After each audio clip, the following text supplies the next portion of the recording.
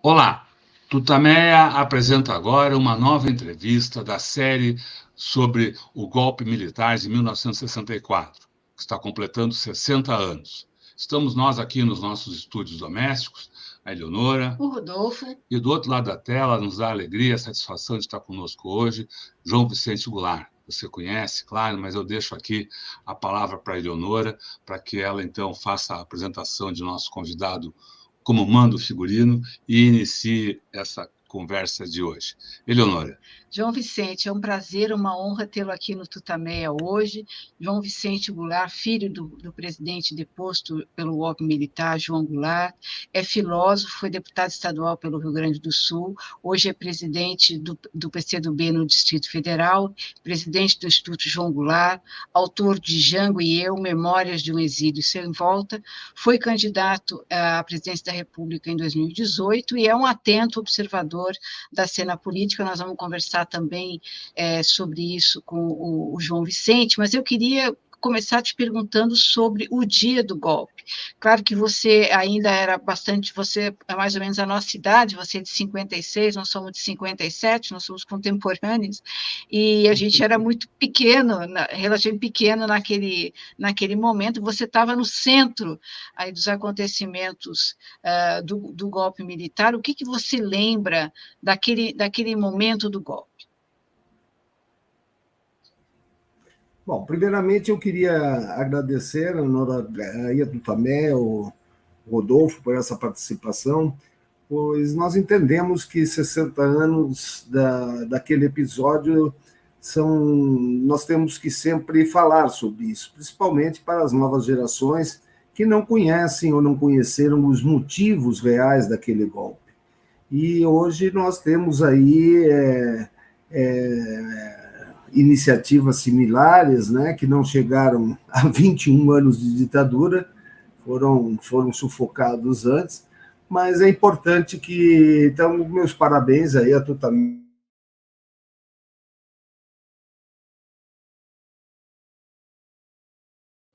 Cortou seu som, João Vicente. Acho que a conexão. Oi? Oi? Você...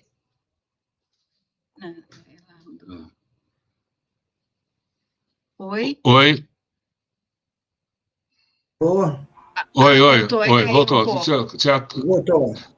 Voltou. Então, meus parabéns aí a Tutameia por fazer esse programa entrevistando pessoas naquele fatídico dia que durou 21 anos, né?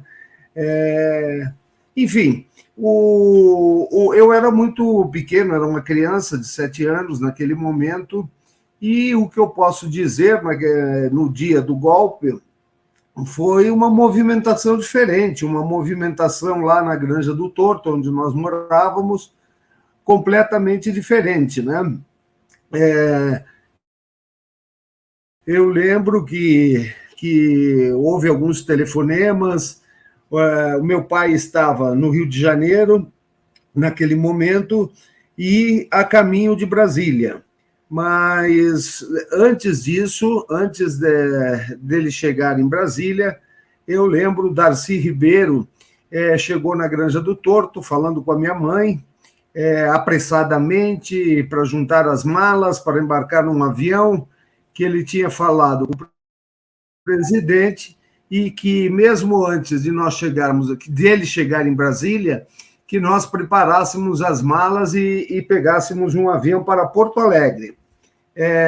Mas era um dia diferente, evidentemente, da nossa rotina.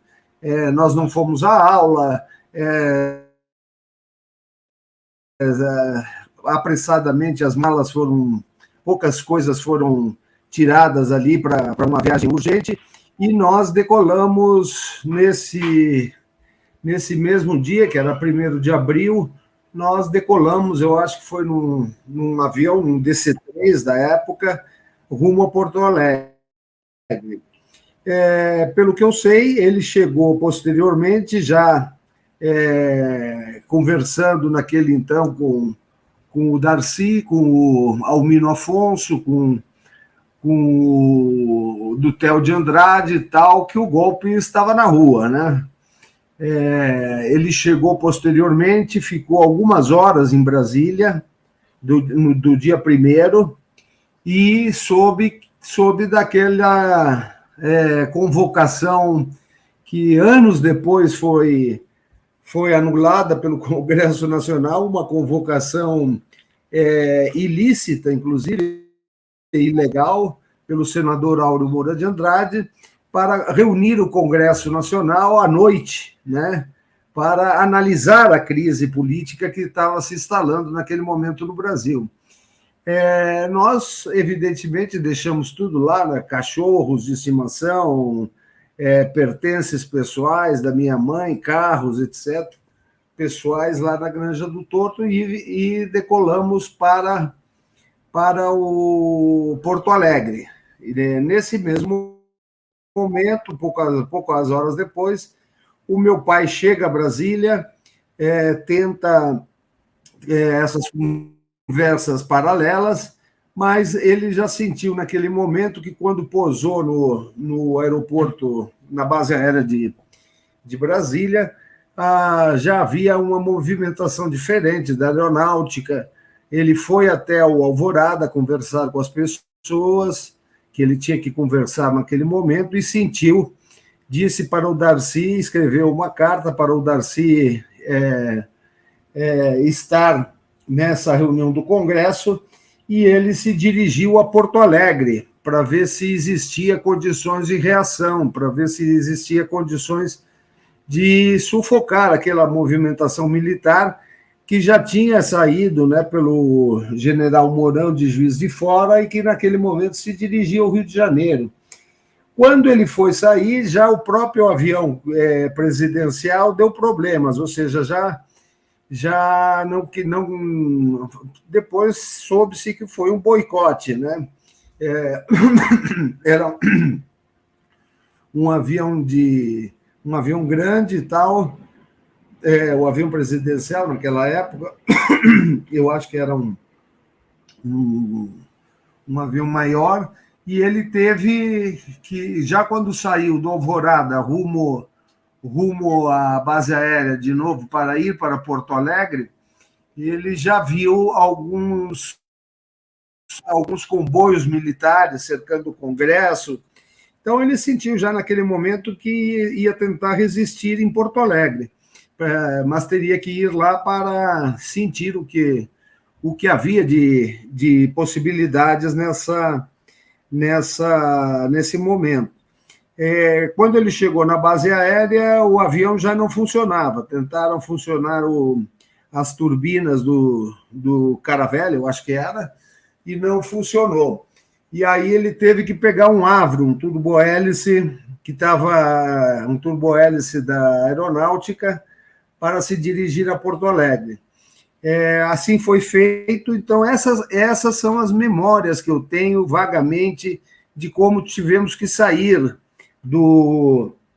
da Granja do Torto sem brinquedos, sem os cachorros, que às vezes a gente nas férias iam junto conosco, e evidentemente que aí em Porto Alegre já se torna a parte histórica da coisa, né? Que ali, enfim, tem vários momentos que ele chega em Porto Alegre, mas aí já não é aquilo que eu me lembro pessoalmente, porque nós chegamos em Porto Alegre no dia 1º, lá pelas 4 horas, e ele, como o avião era mais rápido, tinha chegado em Brasília pouco tempo depois da nossa partida, ficou 1 hora e já tinha saído para Porto Alegre. O DC-3 teve que pousar em vários... teve que fazer reabastecimento. E quando nós chegamos em Porto Alegre, nós nem vimos ele. Chegou em Porto Alegre e havia o coronel Azambuja, que era ajudante de ordens do meu pai na época, que o presidente já estaria reunido com o Brizola, com o comandante do 3º Exército. Inclusive, teve que fazer a reunião na casa do comandante, porque já havia certa movimentação no comando, né? Fizeram essa reunião na casa do comandante do Terceiro Exército, e o Azambuja foi para o aeroporto, entrou dentro do avião e disse: Dona Maria Tereza, o presidente pediu para vocês não ficarem em Porto Alegre e irem para São Borja, lá para a fazenda Rancho Grande, lá que pousava esse avião, o DC-3. E assim foi feito. Nós saímos, não descemos em Porto Alegre, apenas foi reabastecido o avião e nós pousamos essa noite já no Rancho Grande. Ao chegar lá, já era bem no cair da tarde, né?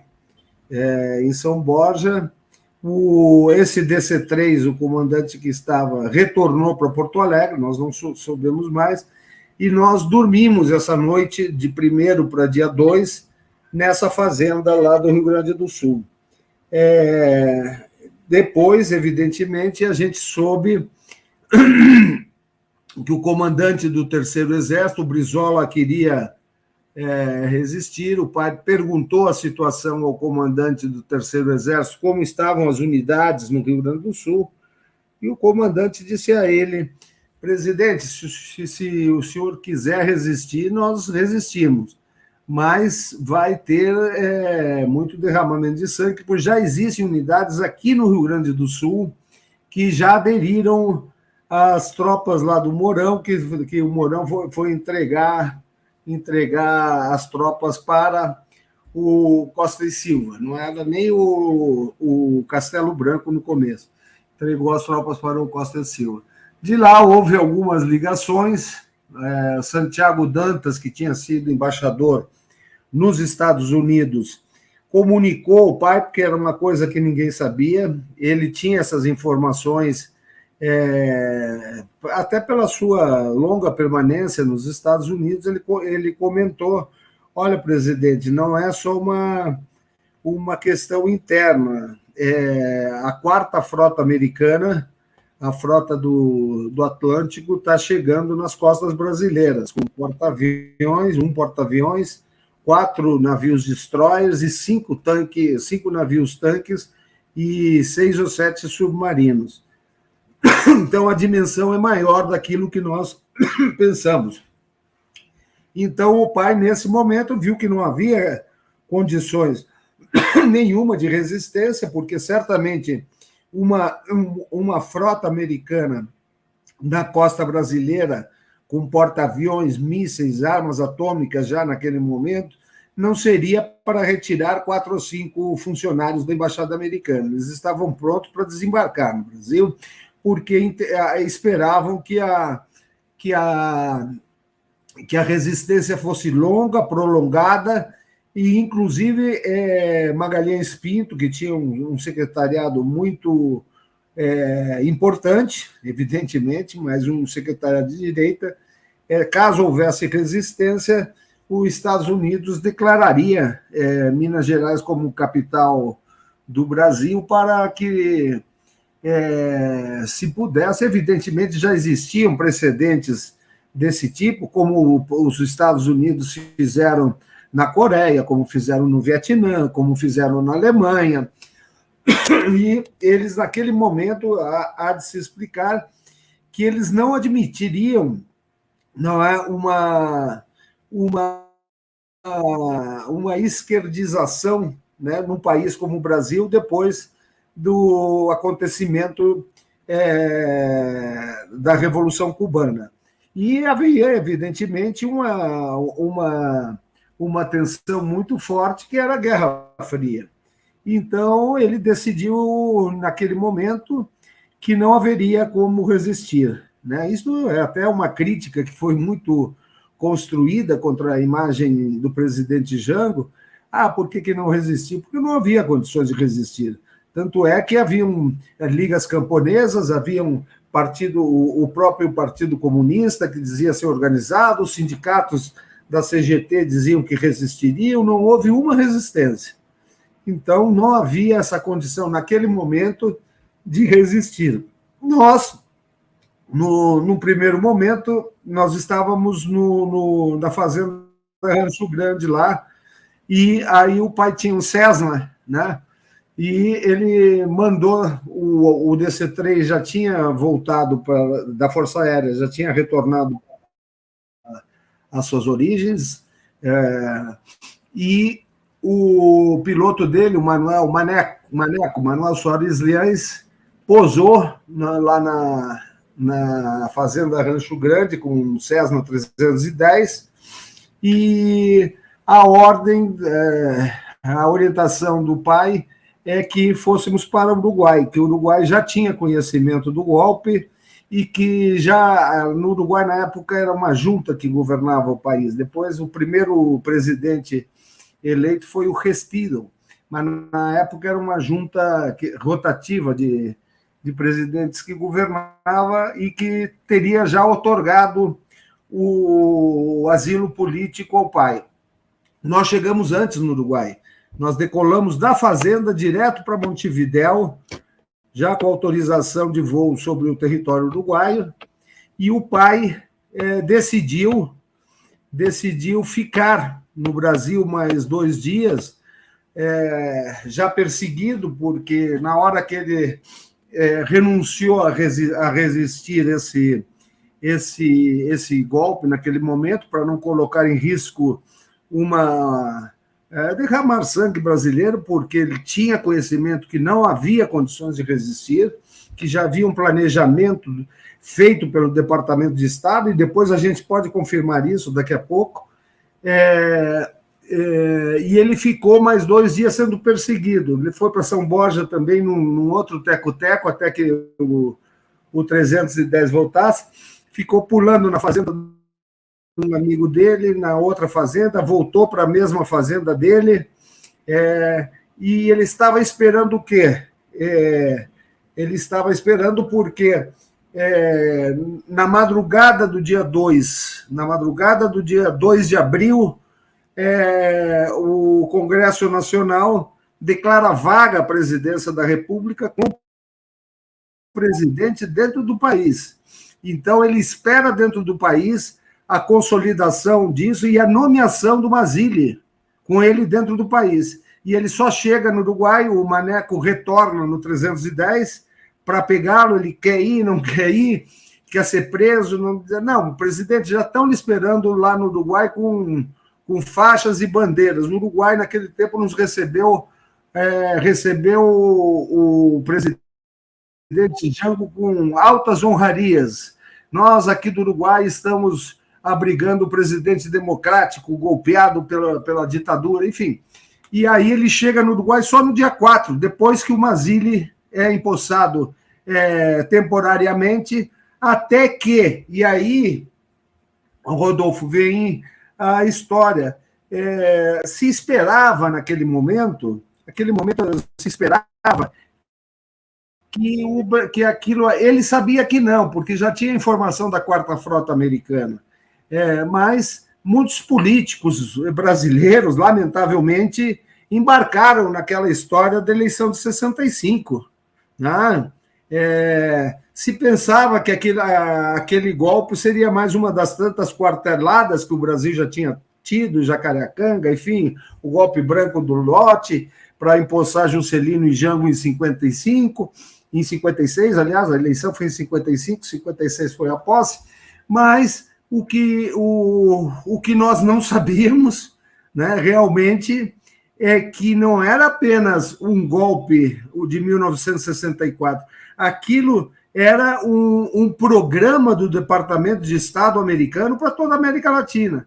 Tanto é que cai Brasil em 64, 66 cai Argentina, Bolívia, Paraguai, já tinha o Stroessner lá, mas ao ponto de, em 1976, quando ele morre no exílio, todos os países da América Latina, à exceção da Venezuela, que o Andrés Pérez vendia petróleo aos americanos por $4 o barril, todos os nossos países eram ditaduras militares altamente violentas contra o povo e contra aqueles que pregavam a democracia. Surgem várias operações paralelas, a AAA, aqui que se transformam depois, esses sistemas de informações, se transformam na Operação Condor, que começa primeiro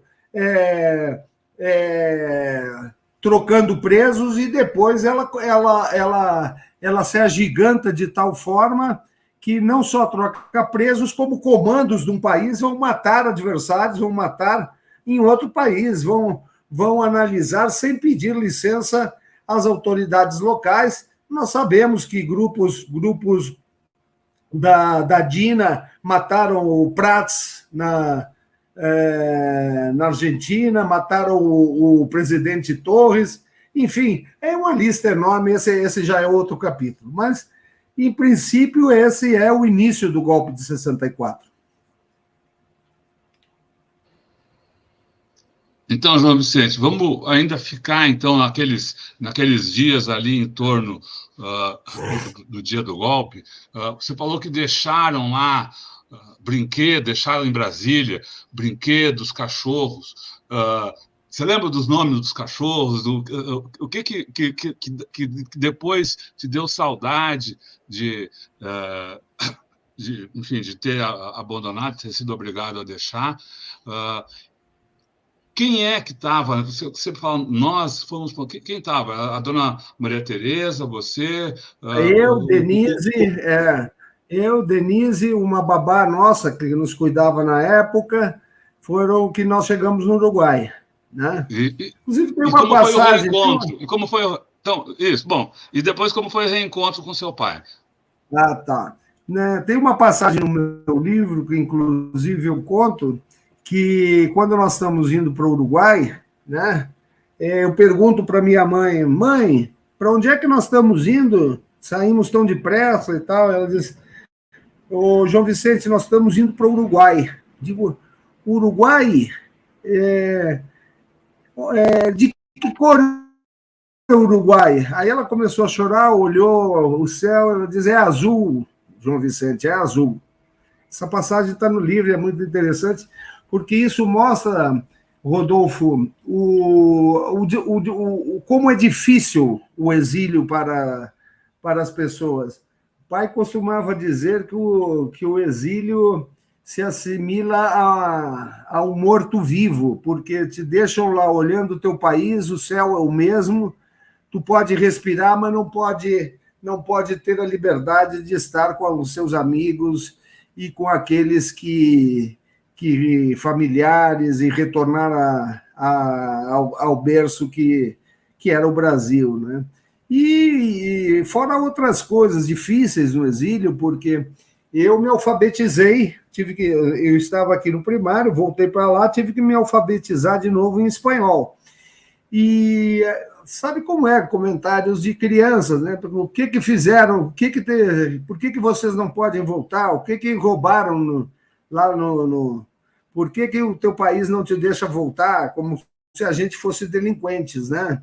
E isso depois se sucede em vários momentos, né? Porque aí depois, no início, o Uruguai se vivia uma plenitude democrática muito grande, né? Uma plenitude enorme. Agora, já em 72, quando o Pacheco Areco entrega o poder para o Bordaberry, que já depois veio o golpe em 73, não é, a coisa mudou muito de figura. Então, as pessoas, por exemplo, às vezes a gente estava almoçando num restaurante em Montevidéu, eu, o pai, a gente saía caminhando, você via brasileiros que, quando o reconheciam, atravessavam a rua, sabe, para não se comprometer e dizer que estiveram lá e poderiam ser presos ou alguma coisa assim na fronteira.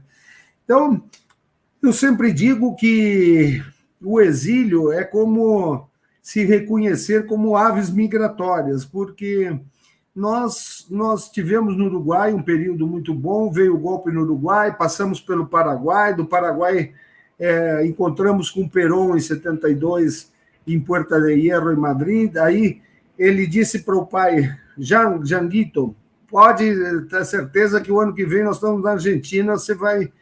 E esse foi o grande problema, que o Perón já voltou, né?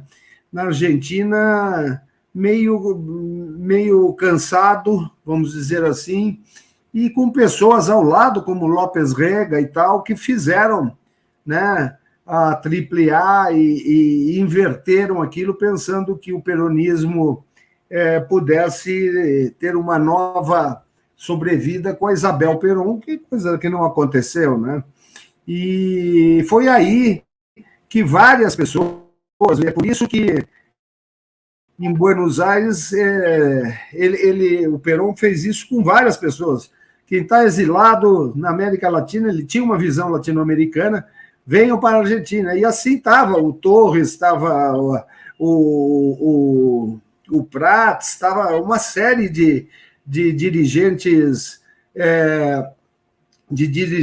do Allende, de dirigentes, né, do Peru, do Uruguai, mataram o Gutiérrez Ruiz, que era o presidente, mataram o senador Michelini.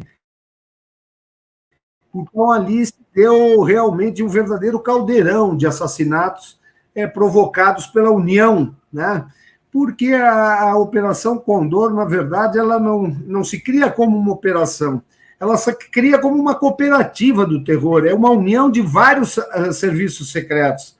E que acontece tudo isso, se criam venenos, né? A Operação Andréia, no Chile, que tinha o Berríos, que era um grande químico chileno, que acabou sendo morto no Uruguai depois, por ser um arquivo vivo, né? O Letelier seria morto lá em Washington, na frente do Congresso Nacional. Eles falam, os americanos gostam muito de falar que a primeira vez que foram atacados foi no episódio do 11 de setembro. Mas realmente a primeira vez foi quando mataram com uma bomba o Letelier e a secretária dele na frente do Congresso Nacional, e nunca se sabe sobre quem é. Sabe quem é, sim. Inclusive, na investigação que nós abrimos aqui, que ainda continua aberta pelo Ministério Público, nós pedimos a oitiva de vários agentes americanos que teriam participado dessas operações clandestinas de venenos e de operação de assassinatos, né? Então, nós sabemos de como isso começou. Às vezes a gente lamenta muito escutar realmente, Rodolfo, o presidente Lula dizer há poucos dias atrás que 64 não interessa mais, que ele está preocupado com... Mas interessa sim, eu acho que quem não conhece a história periga repeti-la, né? E o que nós temos que ver é que em 64 foram caçados mais militares nacionalistas do que civis, e nunca mais essa orientação esteve presente nas escolas superiores de guerra do Exército Brasileiro. Até hoje o comunismo é um bicho-papão para a formação intelectual do militar brasileiro. Enquanto nós não mudarmos isso, nós vamos estar sempre sobre a tutela, sobre o fio da faca dessa instituição militar que se acha com o direito de tutelar a democracia, tutelar a nação brasileira. João Vicente, seguindo a pergunta do Rodolfo, como é que foi o seu encontro com o seu pai naquele momento e qual foi a avaliação foi muito bom. que foi feita sobre traições, enfim, imagino que tenha sido um amargor muito grande. Sem dúvida, né? Porque, primeiro vamos lá, ele chegou no dia 4, e inclusive o seguinte, também veio nesse mesmo aviãozinho que ele tinha, e o Maneco pegou ele numa fazenda no interior de São Borja, que já estava cercada. E, bom, vamos, ele entrou dentro do avião, só os dois estavam no avião, e chegando em Montevidéu, lógico, o governo já estava avisado, o governo uruguaio, mas exatamente por isso, no rádio do avião, quando ele pediu autorização de pouso no aeroporto de Carrasco, em Montevidéu, o aeroporto disse, não está autorizado a pousar aqui no aeroporto de Carrasco e tem que se dirigir à base de Boiçolança, base militar. Aí o pai ficou tremendamente preocupado e tal, mas não estava em Boiçolança, estava todo o governo esperando ele para receber, otorgar o asilo político, e nós fomos lá, fazia 2 dias que nós estávamos em Montevidéu, e me lembro de um abraço, tem fotos até sobre a chegada dele no Uruguai, ele segurando eu e a Denise nos braços e tal. Foi um momento muito, muito emotivo, né? Até porque ele também não sabia quanto tempo duraria o exílio. Para ele foi um exílio sem volta, né? Ele não conseguiu pegar a anistia e voltar ao seu país. E ele sempre dizia que não voltaria enquanto existisse um brasileiro sequer perseguido e morando no exílio, não seria ele que ia voltar para o Brasil. Então, é uma história... O exílio é realmente uma história complicada, e principalmente quando os países vão modificando, né? E você fica sem alternativa, a gente fica sem alternativa. Tanto é que nós saímos do Uruguai por perseguição, ele tinha renunciado, ele já estava no Uruguai há 10 anos produzindo, tinha um frigorífico de gado, ele pagava imposto no Uruguai. O que ele tentou? Ele era um fugitivo praticamente, porque ele tentou renunciar, já era ditadura no Uruguai, ele tentou renunciar ao asilo político para ver se lhe otorgavam a residência permanente, ser um residente permanente. Ele argumentou que depois dos 10 anos os direitos políticos dele no Brasil já tinham sido... Ele teve no AI-1 10 anos de cassação de direitos políticos, mas evidentemente que ele não podia retornar. Hoje nós temos documentos, inclusive, do Silvio Frota, dizendo que ele seria preso, incomunicado e sem direito a habeas corpus, sem direito a nada, sem direito a saber sequer onde estava. Mas aí ele pediu no Uruguai e não lhe deram, foi negado. O Brasil exigiu que o golpe no Uruguai foi todo ele apoiado pelo Brasil. Os caminhões eram brasileiros, jipe, arma, tudo foi o Terceiro Exército que mandou para o Uruguai para dar o golpe. Então, nesse aspecto, por exemplo, ele se tornou quase que um fugitivo. Ele saía da fazenda num teco-teco que ele tinha, esse teco-teco, um Cessninha 210, ele saía clandestino para Buenos Aires. Em Buenos Aires, ele chegava no aeroporto de Dom Torquato, por exemplo, porque tinha uma ordem, né, do Perón para não perguntarem de onde. Mas ele saía direto da fazenda do Uruguai sem fazer alfândega, porque se ele fizesse, perigava prendê-lo, porque ele não tinha documento mais, não era nem exilado porque tinha renunciado e não lhe otorgavam a residência permanente. Então, ele chegou um momento nos últimos dias que ele não ficava 2 noites no mesmo lugar. Ele estava sempre... ia para a Argentina, que ele tinha comprado um campo, tanto é que morreu na Argentina. Ele ia para a Argentina, às vezes ia de barco, atravessava o rio de barco, ali o Rio Uruguai, saía em Corrientes, ali entre rios, depois um carro esperava ele, às vezes ele ia para Buenos Aires, voltava, ia para o Paraguai. Então, ele se tornou assim um clandestino da América Latina. E isso machuca muito, né? As pessoas... Mas ele que foi deposto por um golpe militar violento, que tutelou o Brasil 21 anos, né? A ditadura continuou depois da morte dele, em 76. Então, é isso aí, Rodolfo. Nós temos essa mais nada que... Por isso que a gente fica triste quando nós temos um presidente, né, o presidente Lula, que dá uma declaração dizendo que o 64 tem que ser, que não vai ficar remoendo 64, que tem que ser esquecido. Não sei por que ele... Talvez porque o PT não existisse em 64 e tanto faz, né? Mas nós já estamos no quinto governo, né?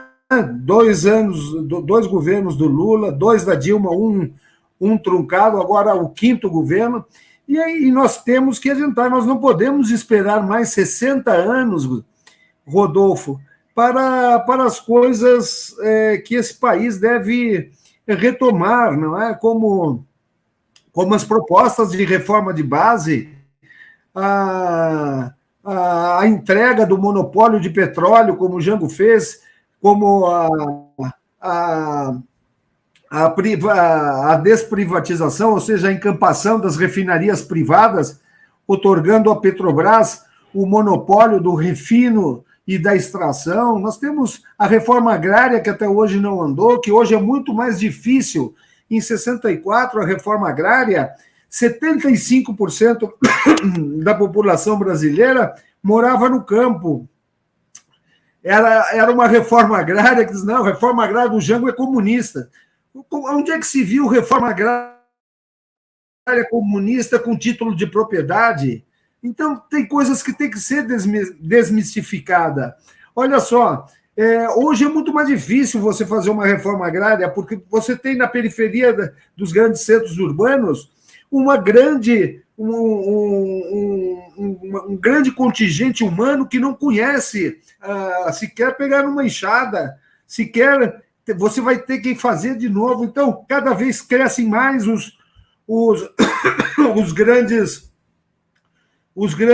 a grande oligarquia rural, cada vez é mais forte. Nós temos que ter a remessa de lucros, nós temos que ter coragem de rever a dívida pública, auditar a dívida pública. Nós temos que... Bancos, há 20 anos atrás, nós tínhamos quantos bancos particulares? Tínhamos mais de 30 bancos particulares. Hoje tem 3 ou 4 que seus lucros superam os 40 bi somados anualmente. Nós temos que fazer uma reforma bancária, como era proposto pela reforma de base, para controlar o crédito brasileiro, distribuir o crédito para fazer a reindustrialização do Brasil.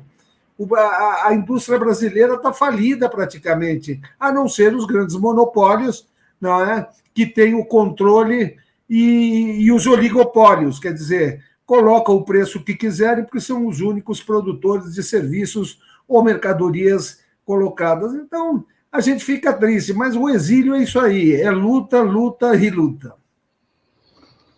Você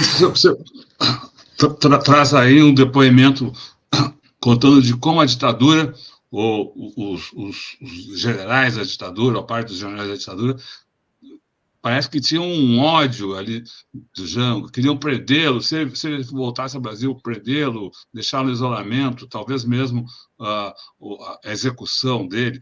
O que na ação no governo de Jango levou a esse ódio? Foi a defesa dos interesses nacionais?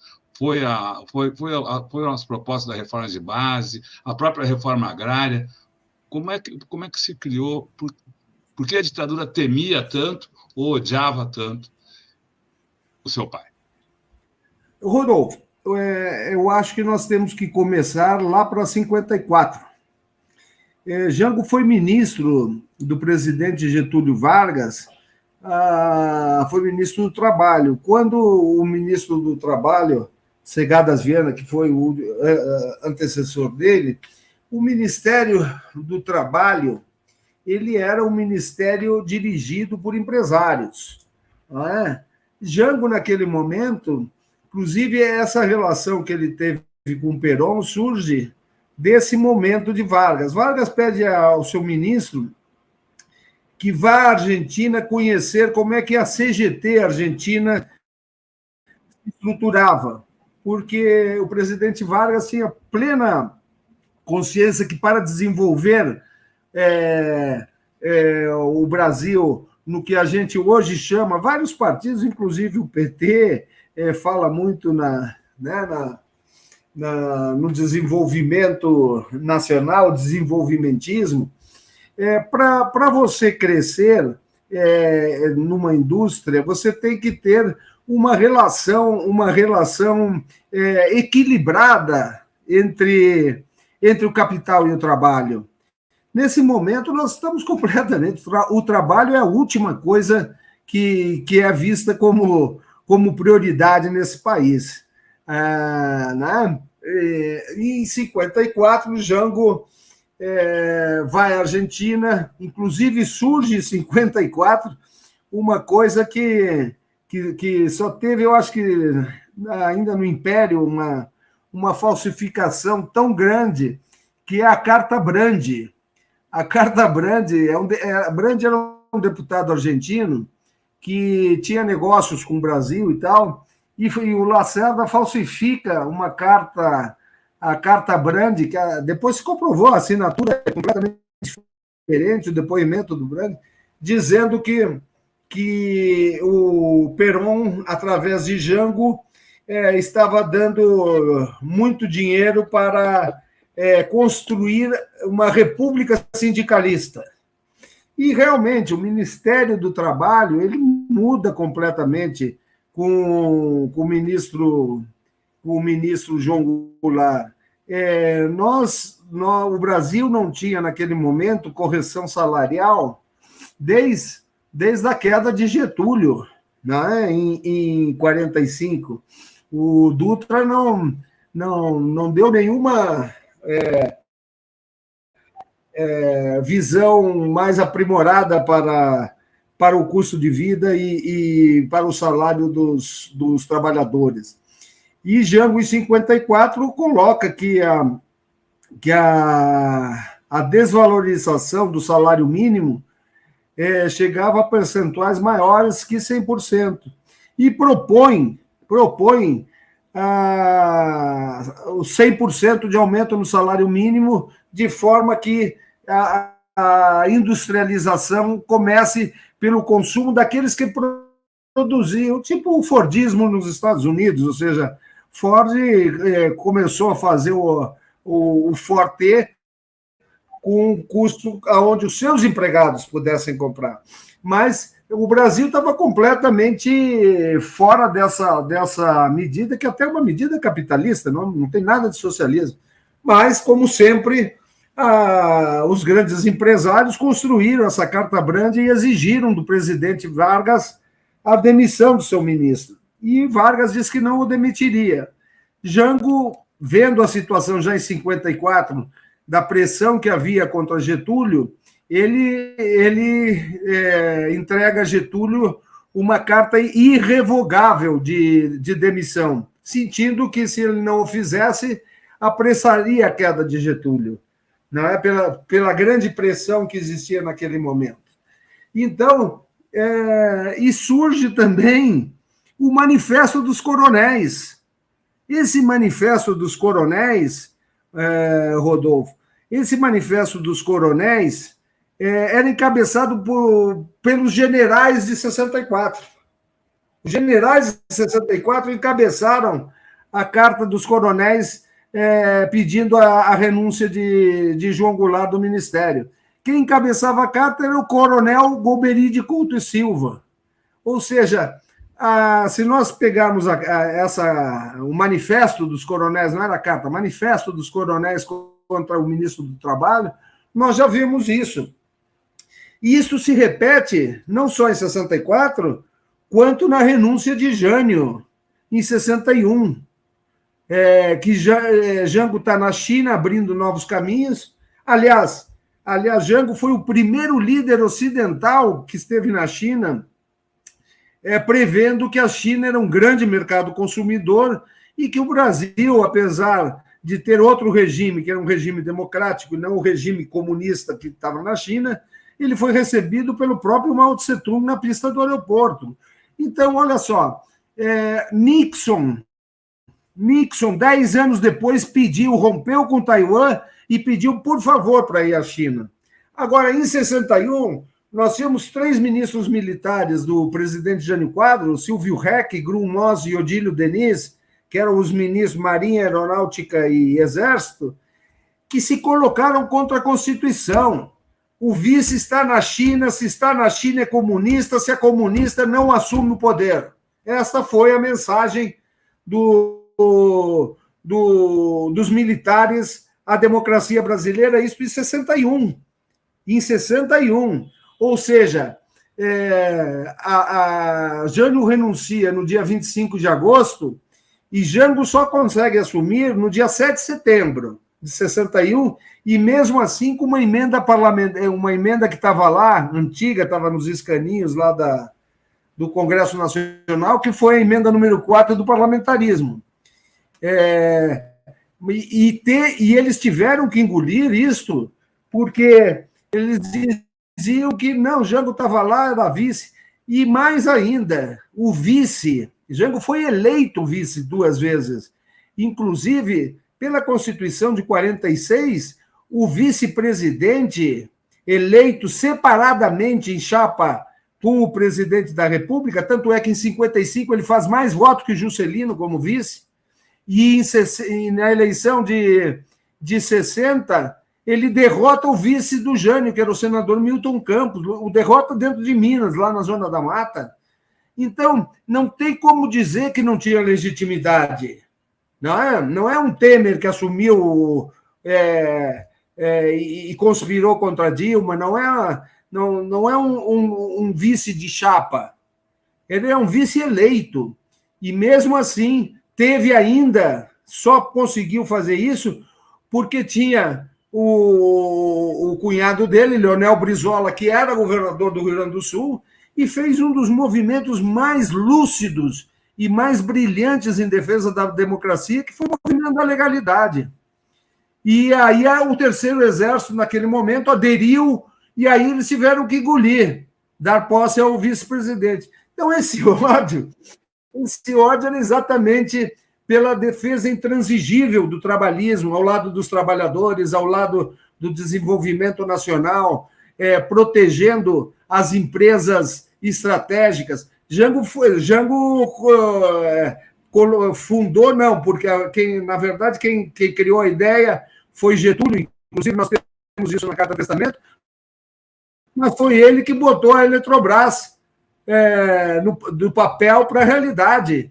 Foi Jango que deu o 13º salário dos brasileiros em 1962, no governo João Goulart. O 13º era comunismo para os empresários brasileiros. É só pegar, por exemplo, as manchetes do Globo de 62 sobre o salário mínimo e nós veremos as barbaridades que diziam naquele momento.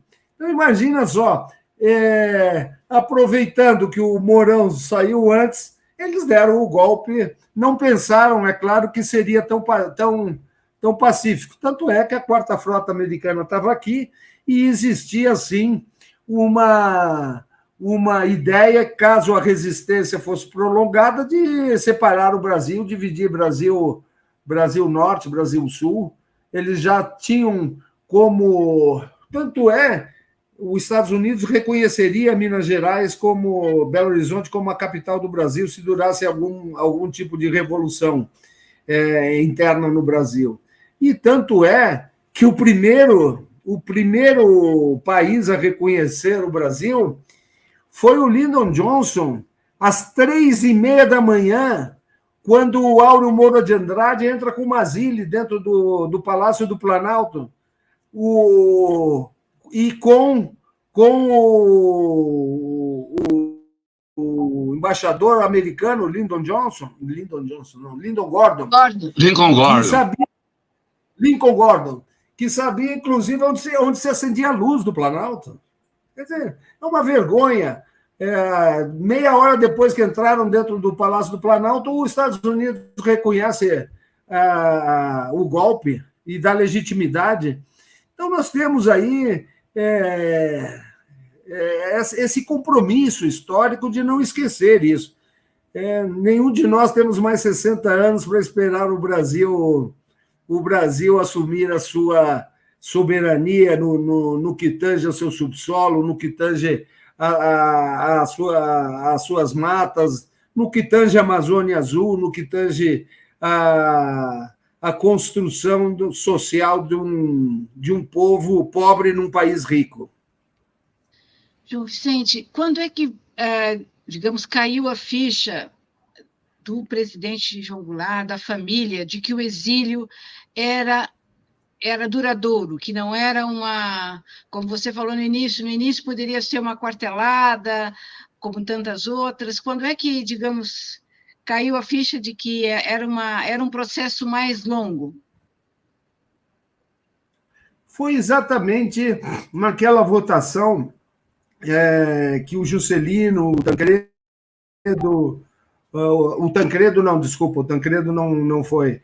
O Juscelino e o Ulisses votaram no Castelo Branco e ele disse: isso não vai dar certo, os militares não vão deixar, vão anular isto, apenas estão historicamente humilhando essas decisões, né? Tanto é que chegou um momento em 70, eu acho que foi 71, eu estava em Paris, ele fazia um tratamento lá na cidade de Lyon, e eu me lembro que nós tivemos com o Juscelino, eu era pequeno, tinha 13 anos na época, mas me lembro da conversa perfeitamente.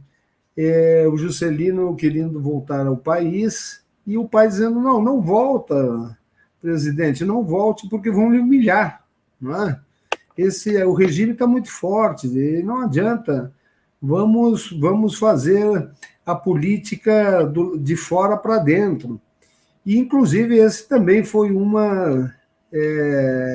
esse entendimento dele foi uma do distanciamento que houve no exílio entre ele e o Brizola, que foi a luta armada. Quando foi proposta a luta armada, o pai diz: não, eu não entro nessa aí, porque nós estamos no exílio, o regime está muito forte, nós vamos... Leonel, vai colocar companheiros em risco, e não é o momento, a ditadura está muito forte. E se constatou isso. Eu mesmo quero fazer aqui uma homenagem, por exemplo, ao Sérgio Rubens, por exemplo, do MR8, que depois construiu o PPL, no qual me convidou a ser candidato à presidência da República. Ele se deu conta que a luta armada não tinha como derrotar a ditadura. Então, na hora da distensão e da abertura, transformou, né? Primeiro acomodou o MR8 dentro do MDB e depois partiu para o Partido Pátria Livre.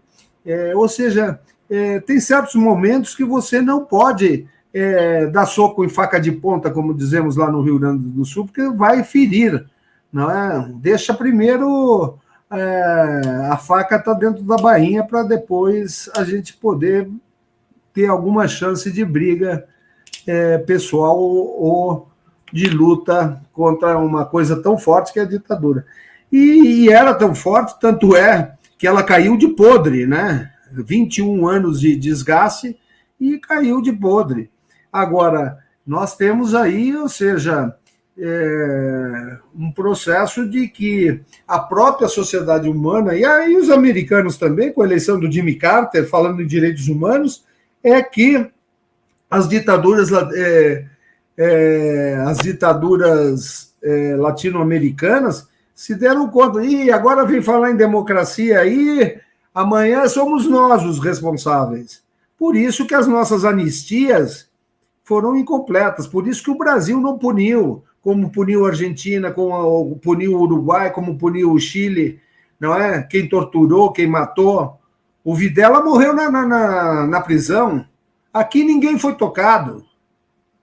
E nós tivemos, não é, a tese, quando a direita se enfraquece, ela entra no fascismo, né? Ela puxa o fascismo para se manter em pé. E nós tivemos esses 4 anos aí de governo Bolsonaro, que é uma pessoa desequilibrada completamente. Ele mesmo disse que não tinha que ter 30 mil torturados, que tinham que ter matado 30 mil torturados, enfim, todos nós conhecemos o que esse indivíduo tem feito no Brasil e tem colocado dificuldades para o progresso e o andamento do bem-estar social brasileiro. João Vicente, você falou logo de início, né, que o golpe teve essa articulação norte-americana. E você mesmo citou, queria que você desenvolvesse mais, as ações que vocês têm feito em relação a essa interferência externa, e eu queria saber em que pé estão as investigações sobre a morte do João Goulart, que acontece próxima da morte tanto de Carlos Lacerda quanto de Juscelino, né, que com seu pai estavam articulando no passado uma frente ampla. Há conexões entre essas mortes? O que você sabe, o que é possível dizer sobre a morte de João Goulart? Bom, nós temos que primeiro falar em soberania brasileira. Nós temos vários depoimentos, né, de que, no caso de João Goulart, foram trocados remédios e que o monitoramento constante, isso nós já temos documentos, inclusive do Exército, do sistema... no sistema de investigação secreta do Exército Brasileiro, sequestrando documentos, o tal de agente B, eles dizem assim, ontem estivemos no apartamento do indivíduo João Goulart, em Montevidéu, na Caixa Legenda Pátria, 2984, e de lá de seu criado mudo subtraímos carta do Perón, carta do Ulisses Guimarães, carta de não sei quem mais. Agora, eu pergunto o seguinte, eu até já pensei em entrar contra o governo brasileiro pedindo de volta esses documentos e perguntando o seguinte, se eles têm capacidade de entrar no apartamento de uma pessoa subtraído, criado mudo, tal e tal documento, eles não podem ter trocado um remédio na mesma gaveta? Claro que podem. Agora... os anos passam. O que nós fizemos aqui, quando nós procedemos à exumação, a exumação foi conclusiva. Ou seja, hoje qualquer tipo de como a gente não sabe ainda o que foi, qual poderia ser a substância que teria gerado essa alta de pressão e produzido o derrame coronário, nós tivemos que fazer, né, um escaneamento sobre várias substâncias. Hoje, esses escaneamentos são de 2,5 milhões de substâncias. Na época que nós fizemos, foi feito de 450 mil substâncias. E nenhuma apareceu nas amostras dos restos mortais, por enquanto. O Ministério Público continua com o processo aberto para a oitiva de agentes americanos. O Michael Townley, por exemplo, que aí você vê como são os americanos, que foi quem programou a morte do Letelier lá nos Estados Unidos, o Michael Townley estava no golpe no Chile, em 73, e ele, com esse químico, Berrios, que chamava codinome Hermes, porque ele estava desenvolvendo, Hermes é um perfume, ele estava desenvolvendo a liquefação do gassarim para botar dentro de um frasco de perfume e dar de presente. É um químico que, inclusive, tem um juiz, não sei se vocês conhecem o nome, eu estive com ele em Santiago, que chama-se Alejandro Madrid. Ele hoje é da Corte Suprema do Chile, mas na época ele era juiz, e com ele ficaram todos os casos de envenenamento dos chilenos na Operação Condor, inclusive o do ex-presidente Frei Montalva, que já foi comprovado o uso de gás mostarda nas feridas que que ele fez uma operação lá no hospital chileno, hospital, não é de clínicas, é hospital como se fosse a nossa PUC daqui, a Pontifícia Universidade lá. Então, nós temos indícios vários. Agora, por exemplo, eu até hoje estou esperando, nós já mandei isso para autoridades, é a oitiva desses agentes. O Kissinger morreu, ele estava dentro desse rol de pessoas. O Frederic Latrache também morreu. Esse era o Chief of Station, chefe de estação da CIA, que operava em Montevidéu para Buenos Aires, Montevidéu e Rio da Prata, ali, né? Era esse que coordenou a Operação Condor naquele local geopolítico ali. Morreu também. Esse cara que matou e que fez esses venenos junto com o Berrios, inclusive a casa que foi, chamava-se Operação Andréia. Na casa, chamava-se Casa del Naranjo, em Cuyo, é um bairro lá do Chile. Embaixo tinha um laboratório que o Berrios e o Michael Townley operaram. Michael Townley matou o Torres, matou o Letelier lá, e hoje, sabe aonde ele está? Sob proteção,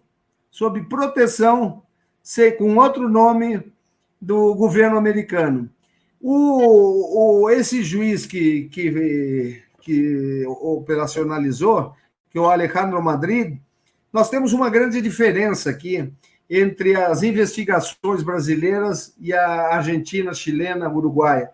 Lá, quando se investiga a morte de uma pessoa por envenenamento, da Operação Condor, ela é dirigida por um juiz só que tem autonomia para fazer todos os requerimentos. No Brasil, lamentavelmente, não funciona assim. Aqui é o Ministério Público, troca procurador, troca não sei o quê, se perdem as informações. Se perdem completamente. Lá no Rio Grande do Sul está aberto ainda. Um pouco antes da queda da presidenta Dilma, eu tenho um documento, já mandei, inclusive, para a Comissão de Direitos Humanos, falei há pouco tempo agora com o Renan Calheiros, que ele preside a comissão internacional lá do Senado, dei para ele da Secretaria de Justiça do Ministério da Justiça do Brasil, de 2016, o Ministério pediu ao Itamaraty enviar para o Departamento de Estado, para o embaixador brasileiro nos Estados Unidos, solicitar ao Departamento de Estado americano a oitiva dessa relação de agentes. Sabe quando eles responderam? Nunca. E o nosso Brasil já trocou vários governos, até hoje não se pronuncia e nem cobra novamente. Está aberto o pedido. É assim que funciona. Então, nós temos que ter um pouco mais de soberania nas nossas posições. Nós temos soberania, não é? Eu acho que o presidente Lula está fazendo um grande trabalho na questão de Gaza, mas podia fazer também, caminhar a investigação de um presidente que foi deposto há 60 anos atrás e que está vergonhosamente parado no Ministério da Justiça brasileira, e até hoje os Estados Unidos não deu e acredito que não dará. E fica por isso. E aonde é que está a soberania? Então, essa posição da investigação é essa aí. Nós temos que algum dia nós possamos ter algum documento, porque essas ordens, né, essas ordens de eliminação tem alguns anos de segredo, né? Nós temos a esperança de que a liberação de documentos secretos possam ter algum dia essa essa ordem, né, de quem partiu isso. Mas que houve, sem dúvida alguma. Que houve, nós temos declarações de agentes uruguaios, chamado Mário Neira Barreiro, que sabe da operação, deu depoimento à Polícia Federal. Agora, como provar? Nós não vamos ter em cartório uma ordem do Figueiredo como diretor-chefe do SNI dizendo em cartório vamos operacionalizar a operação de extermínio do presidente João Goulart. Nós não temos isso. Então fica difícil. Agora, algum dia nós temos todos os indícios. Agora, provar fica difícil, né? E mais sem o apoio do próprio Ministério. Está aberta essa carta. Pedido do secretário da Justiça do Ministério da Dilma. Desde 2016 até hoje, não houve sequer uma resposta do governo dos Estados Unidos ao pedido brasileiro. Vicente, 60 anos depois do golpe, o Brasil já passou por... Enfim, superamos a ditadura, tivemos a Constituinte, governos democráticos, novas tentativas de golpe, você lembrou o governo Bolsonaro, que foram 4 anos de tentativa de implantação de uma ditadura ou de métodos fascistas no governo. Que alertas esse período, a história, traz para a gente hoje, traz para os políticos, para os democratas de hoje? O fascismo, a extrema-direita está à espreita, enfim. Que alertas a história nos dá? Rodolfo, existem 2 alertas, eu acho, aqui, raciocinando um pouquinho. Existe um alerta político, né, dos dias atuais que nós vivemos. Nós falamos mesmo aqui sobre a morte de Juscelino, Jango e Lacerda, com diferença aí dos 3 meses. E falamos, evidentemente, na frente ampla que se quis fazer contra a ditadura, era uma frente política, né? Eu acho o seguinte, essa é uma opinião pessoal e não um raciocínio partidário, nem orientação partidária, é um raciocínio pessoal. Eu acho que as frentes amplas, Rodolfo, elas se constroem para lutar contra algo superior, muito grande, muito poderoso. Um monstro que... Tem uma música que diz, o monstro que pisa forte. E isso foi feito em 66, na frente ampla entre Juscelino, Jango, Lacerda, para ver se politicamente a gente conseguia construir, né, uma oposição política à ditadura naquele momento. A ditadura cresceu, veio o AI-5 e deu no que deu. Todos nós conhecemos esse caminho político. Então, ao que eu vou? Agora, em 22, nós também construímos uma frente ampla para derrotar algo grande e perigoso por mais 4 anos, para liquidar o Brasil, e fomos vitoriosos. Mas construir frente ampla significa lutar contra alguma coisa. Na hora que tu derrota essa coisa, tu tem que construir o próprio caminho. Tu não pode mais governar com a frente ampla. Eu acho que nós fizemos um grande trabalho, a união de partidos de centro, de direita, para retirar o fascismo do governo brasileiro, foi válida 100%.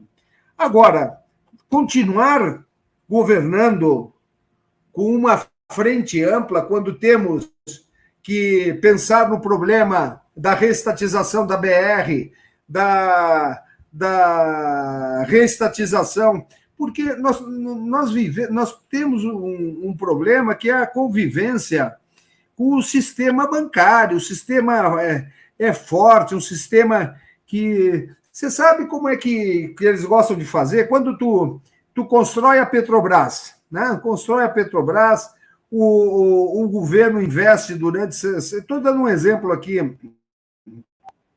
por cima. Desde a morte de Getúlio,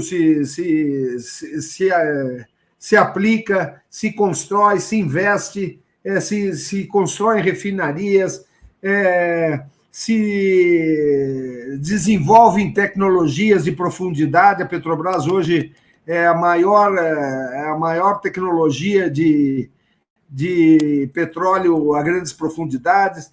Tu cria um mercado, tu cria postos de gasolina, tu cria uma marca. 60 anos depois, aí dizem o seguinte: não,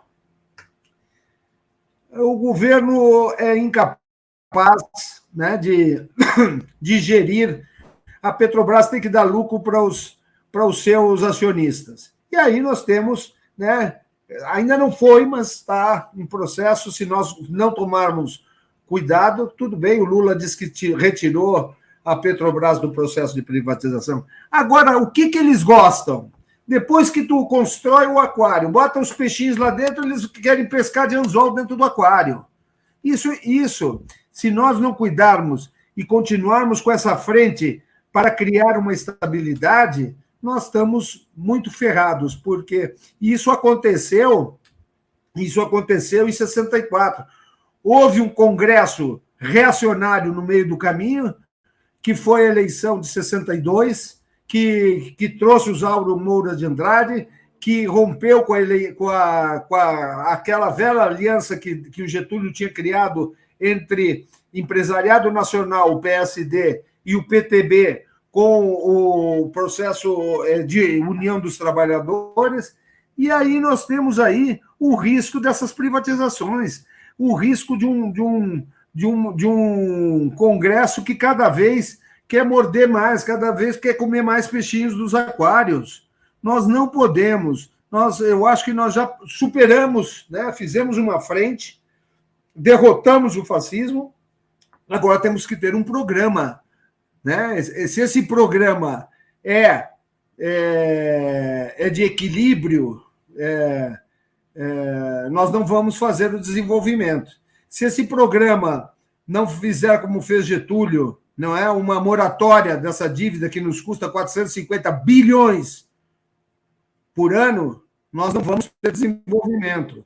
Se nós não fizermos um processo de rever essas privatizações que foram feitas, nós vamos ter Brumadinhos, nós vamos ter várias tragédias, nós vamos ter, como tem a Braskem agora lá em Alagoas, nós vamos continuar com isso. Quer dizer, ou o Brasil assume as suas riquezas, o seu subsolo, ou então nós vamos ter que estar negociando com a direita aí, a Caixa Econômica, vamos negociar o Ministério dos Esportes, vamos negociar. Ou nós temos um programa pessoal, ou não temos. Agora, o grande problema agora não é a reforma administrativa. O grande problema agora é uma reforma eleitoral. Não é mais possível nós termos eleições do tipo que nós temos aqui. Ou seja, tudo parece, vamos dizer, as grandes eleições, o Valdemar vai ter 1,50 bilhão para eleições de prefeitos. Vai eleger quantos prefeitos? Como é que lá em 26 nós vamos ter base para disputar com isso? Eu acho que eleição, primeiramente, ela tem que ser partidária, não é? É só no Brasil que se vota no Bolsonaro, se vota na Jandira para federal, se vota no Renan Calheiros para senador, ou seja, se vota em pessoas físicas, não em ideias, não se vota em programas. Enquanto nós não tivermos uma reforma eleitoral, que era uma das reformas de base, nós não teremos sossego e vamos ter que continuar negociando com a direita, dando fatia disso, fatia daquilo. Não mexemos mais, não vamos rever a BR distribuidora. Então, nós cada vez vamos nos atolando mais nessas alianças espúrias que temos que fazer para ter um voto lá dentro daquele Congresso, que é o pior Congresso, aliás, diga-se de passagem, o pior Congresso que esse país já teve, não é? Com figuras folclóricas aí, né? bonecas e peruca e sei lá eu. Então, se nós não tivermos essa proposta de uma reforma eleitoral séria, que se vote em partidos e em programas políticos, e tivermos uma democracia não tão representativa, porque aqui o eleitor vota no deputado, na outra eleição ele não se lembra que votou naquele deputado. Nós temos que ter uma democracia mais representativa, os conselhos populares, antes opinando sobre esta ou aquela lei. Agora mesmo, nós temos no Congresso Nacional uma proposta que é um absurdo, colocar os parlamentares como seres de outro planeta. Para serem processados, tem que passar pela mesa. Como é que se faz um negócio desse numa democracia plena? Ou seja, são seres extraterrestres que não podem ser tocados, podem roubar, e a polícia não pode entrar na casa deles se não passar pelo presidente da casa. Então, nós temos que, a primeira coisa, eu acho que nós temos que ter uma reforma eleitoral ampla. Uma reforma, não sei, talvez tenha que ser discutida. Eu, por exemplo, conheço muito mais lá no Uruguai, quando nós estávamos, que é o voto em lista, que é um voto partidário, e lógico, aí tu vai dizer, muitas pessoas dizem, mas o voto em lista vai criar os caciques dos partidos, botam ali o nome que não, porque tem as primárias. Se o eleitor e o filiado não quiser aqueles nomes, muda-se. Então, agora se vota num projeto político, não numa aliança multifacetada que tem da extrema-direita à extrema-esquerda. Não se chega a projeto de nação. Projeto de nação foi o que foi derrubado em 64. Aliás, como diziam os ditadores, esconderam isso durante muito tempo, e é bom que se saiba disso. Por quê? Porque era um governo incapaz. O governo incapaz era Darcy Ribeiro, Celso Furtado, enfim, Darcy Ribeiro, Celso Furtado, na educação nós tínhamos várias pessoas, quer dizer, gente que queria a transformação do Brasil, Celso Furtado, Paulo Freire, enfim. Então, nós temos que ter um projeto de nação, não um projeto de governo. Essa é a minha posição aí, Rodolfo. Vicente, a gente queria agradecer muito a sua participação aqui no Tutameia, nesse projeto que busca remoer o que foi o golpe militar de 64, que está fazendo 60 anos, mas como a gente viu ao longo dessa entrevista, está muito presente e tem muito o que alertar, o que servir de alerta para os dias de hoje. Agradecemos também a todo mundo que está aqui com a gente, acompanhando essa entrevista. Lembramos que essa conversa fica disponível em todos os canais Tutameia, é só buscar por Tutameia TV, e você nos encontra nas várias plataformas de podcast, no Twitter, no Facebook, no YouTube. No YouTube, não deixe de se inscrever no nosso canal e clicar na sinetinha para receber avisos de novos vídeos. Visite também o nosso site, o Tutameia. O endereço é tutameia.jor.br. E agora, então, antes das despedidas, a gente devolve a palavra para o nosso convidado, para que dessa vez sem perguntas. Então, faça sua fala, mande sua mensagem para o povo que está aqui conosco e que segue com a gente pela internet afora. João Vicente, muito obrigado, a palavra é sua. Eu que quero agradecer a Tutameia, a vocês aí que estão desempenhando esse papel tão importante nesse momento do golpe e tão importante para a construção e memória, né, das nossas novas gerações, daquilo que foi o golpe de 64. Eu acho que se nós não tivéssemos pessoas como vocês que se dedicam, nesse momento, a reafirmar que existiu um golpe antes, nós, evidentemente, não teríamos esse espaço para nos expressar aqui a todos aqueles que nos veem e a todos os brasileiros que acreditam num Brasil mais desenvolvido, mais justo, mais solidário, mais humano, como nós pretendemos e como várias vezes o Brasil foi interrompido quando as propostas de crescimento para o povo brasileiro foram colocadas diante do grande capital. Muito obrigado a todos vocês, um grande abraço e um carinho muito grande pela memória nacional e por esse momento que passamos aqui. Grande abraço. Muito obrigada. Obrigado. Muito obrigada. Tchau, pessoal. Tchau.